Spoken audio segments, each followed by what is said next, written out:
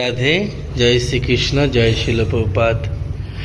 জয় জয় শ্রীকৃষ্ণ চৈতন্য নিত্যানন্দ, জয় দৈত্য চন্দ্র জয় গৌর ভক্তবৃন্দ। তো আমরা এখন এসছি, মহাপ্রভু যখন পুরীতে গেছিলেন সেই সময়ের বিগ্রহ দর্শন করুন। মহাপ্রভুর পার্শ্বদরা সেখানে সেবা করতেন। তো গৌরনীতে দর্শন করতে শ্রী মদনপুরে।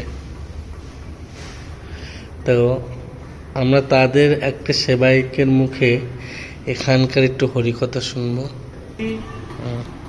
মহাপ্রভু শ্রী চৈতন্যদেবের জীবদ্দশাটি তৈরি কবিচন্দ্র ঠাকুরের প্রতিষ্ঠিত মূর্তি। এটা কালনায় প্রথম প্রতিষ্ঠিত হয়েছিল।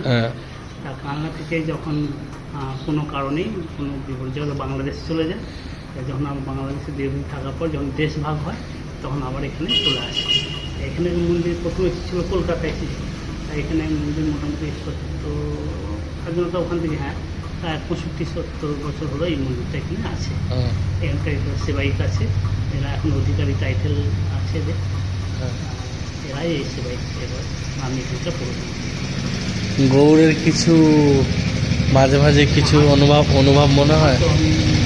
হ্যাঁ, অনুভব তো ওটা নিজের মনের ফিলিং অবশ্যই আমি পাই। এগুলো লোকে বললে লোকে বিশ্বাস করবে না বা ইয়ে হবে না, তার মনের অবস্থা মনে আমি অবশ্যই এটা সারা পাই। অন্যদের আচ্ছা প্রভু, এখানে এই যে সব জায়গা দিয়ে দৌড়ানো, হ্যাঁ মেলা হয়, মেলা হয়, অষ্টম মেলা হয়,